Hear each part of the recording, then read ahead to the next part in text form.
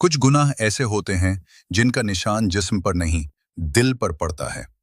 इंसान बाहर से हंसता हुआ नजर आता है, मगर अंदर से टूट चुका होता है। आज लोग समझते हैं कि गुनाह सिर्फ वो है जो लोगों को नजर आए। हालांकि सबसे खतरनाक गुनाह वो हैं जो छुप कर किए जाते हैं।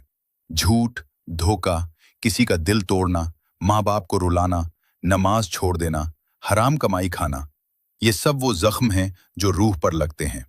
कभी गौर किया, जब इंसान गुनाह करता है तो शुरू में दिल धड़कता है, खौफ आता है, मगर आहिस्ता आहिस्ता दिल सख्त हो जाता है।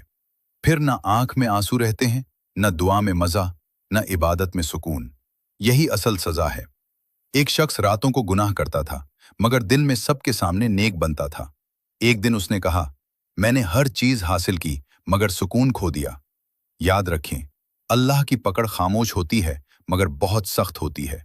और तौबा वो दरवाजा है जो आखिरी सांस तक खुला रहता है। अगर आज भी इंसान सच्चे दिल से पलट आए तो अल्लाह सारे गुनाह माफ फरमा देता है। इसलिए अभी वक्त है, नमाज की तरफ लौट आएं, दिल साफ करें और अल्लाह से माफी मांगे। क्या पता ये पैगाम ही किसी की जिंदगी बदल दे।